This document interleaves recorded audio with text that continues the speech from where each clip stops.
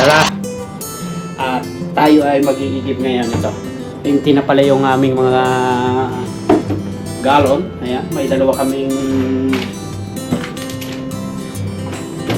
galon dito para sa aming drinking water. Ayan, nagre-refill kami nito. Oh. Guys, sakto, lalabas ako at ako ay bibili na ng magpaparefill ako ng aming inuming tubig. Ayan. Ano to guys, itong dalawa na to inaabot sa amin to ng mga 1 linggo kalahati. Itong dalawa na to. Ayan. So yan, tara guys, samahan nyo ako at ako ay maglilinis muna ng aking car dahil yung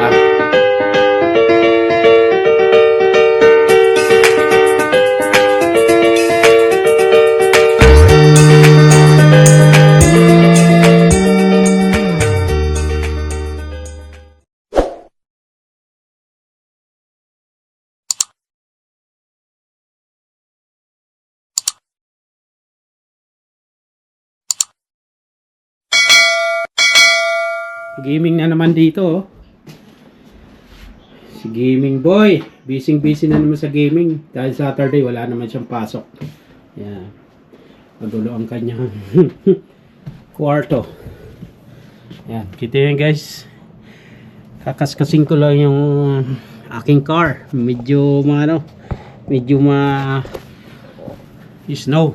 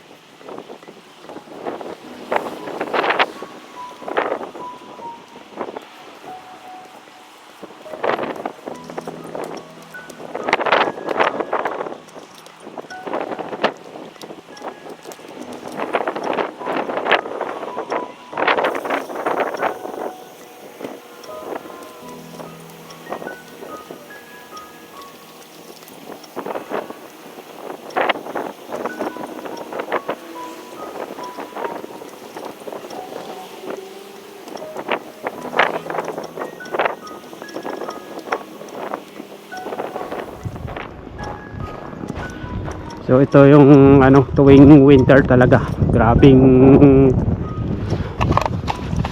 papakita ko lang sa inyo guys.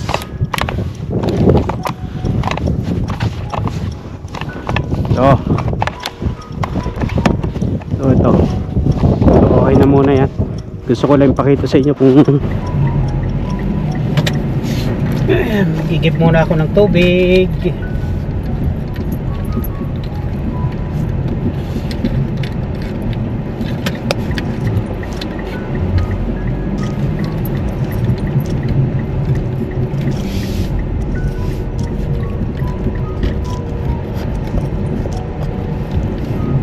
Ayan, ikot ko kayo guys dito sa lugar namin.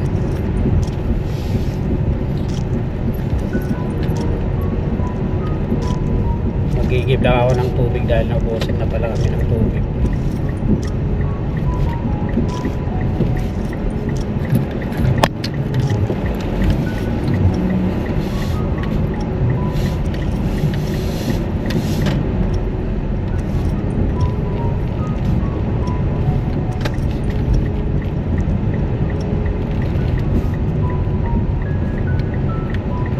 Ito yung harapan to, yan yung sinihan.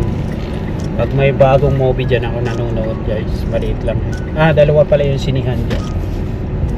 At ito naman yung downtown dito sa amin. Ito yung isinarado ng ilang buwan bago mag-December. Dahil nga ito, pinaganda nila, papagandahin yung kabilaan.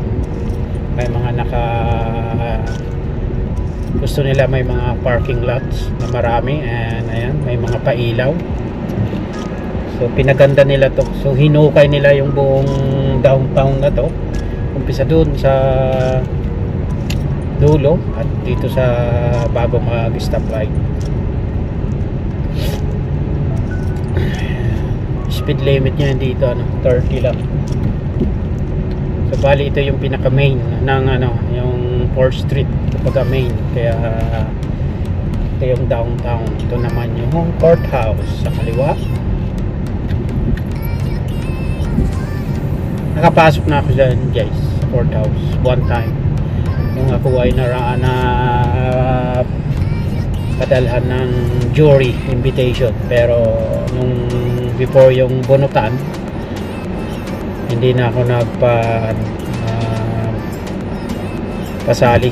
Sabi ko hindi ako komportable, kaya yan, bago ganapin yung raffle draw kung sino yung mga mapipiling magjo-jury,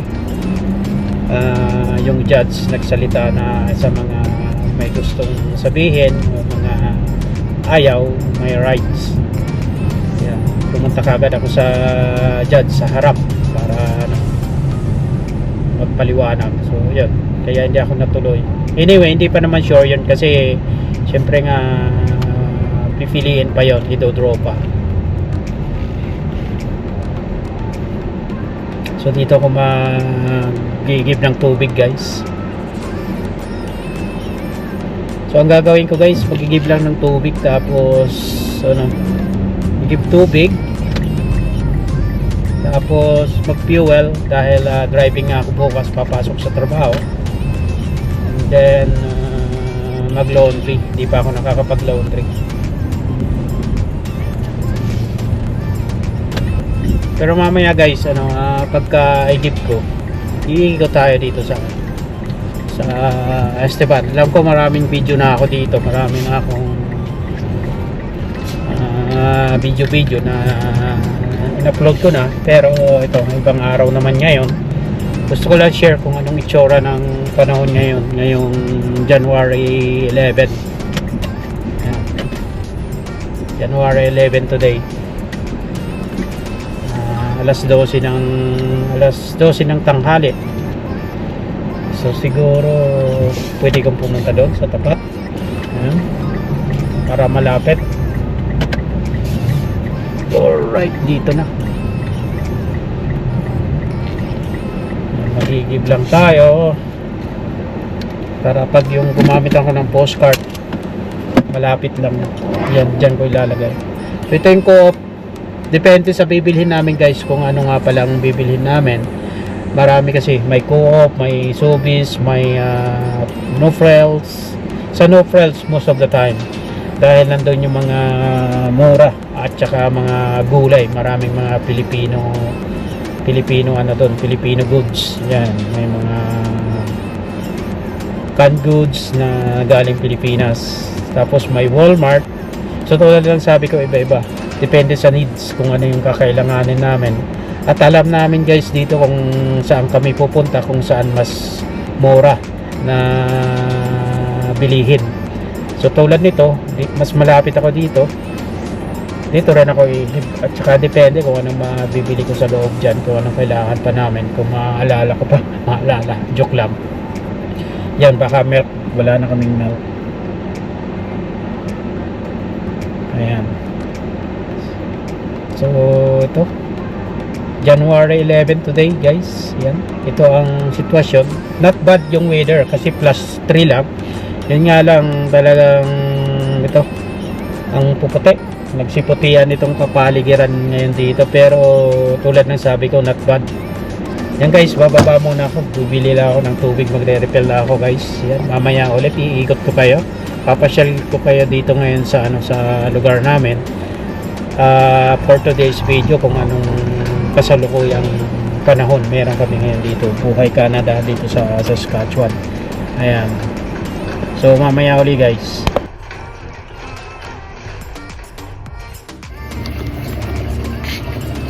Sasanitize lang natin palnaw, sanitize and rinse. Ito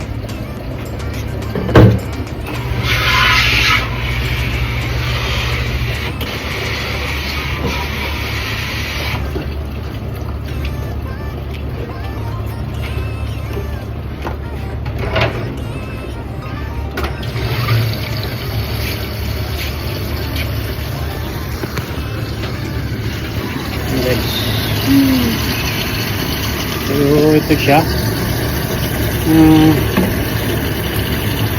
I think ito yan. Ito yung presyo niya. Yan.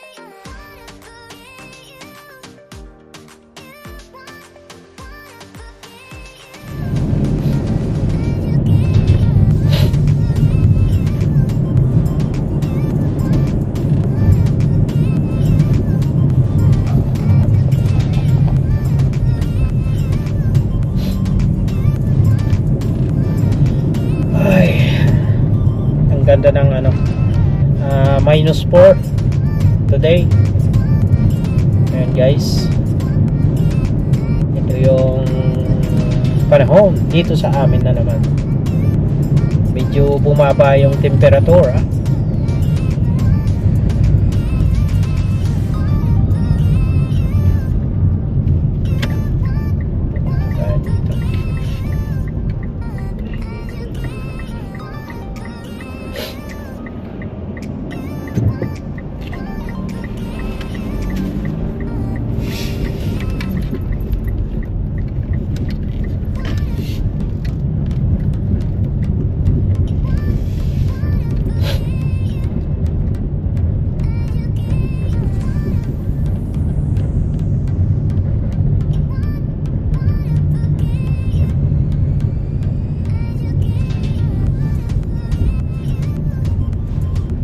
Ayan. Ito yung playground kung saan si CJ naglalaro. Ayan. Tambay tayo dito. Alright. Kita nyo yan guys.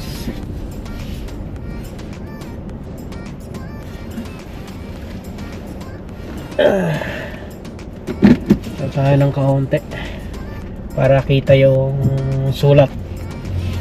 Ayan, kita nyo yan guys. Esteban. Wow. So ito yan guys, yan.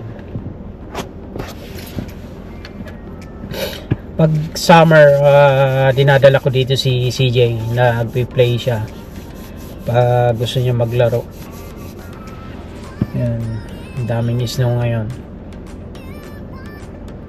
So itong tank na to, artifacts na lang yan guys. Yan.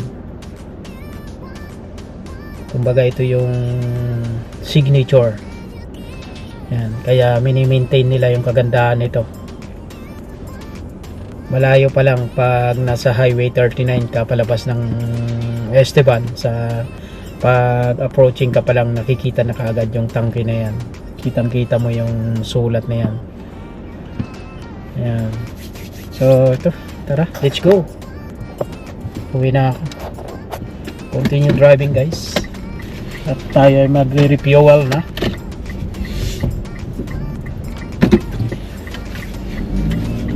Ayan. Dahil papasok na naman bukas.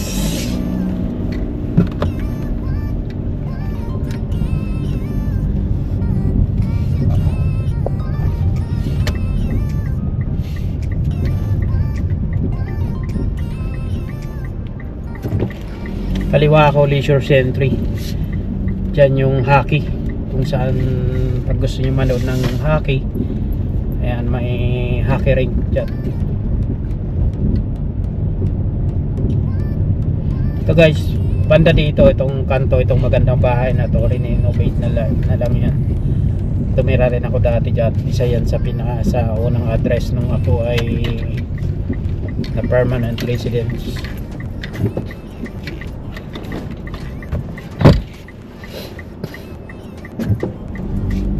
So, fuel.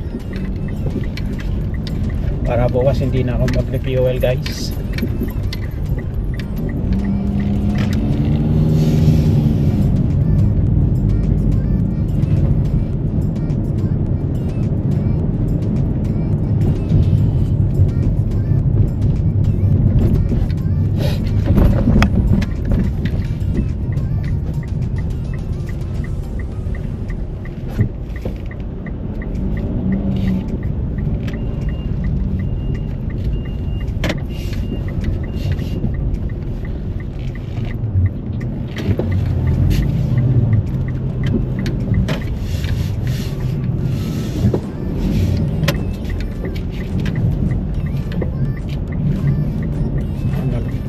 Unload siya ng ano, fuel.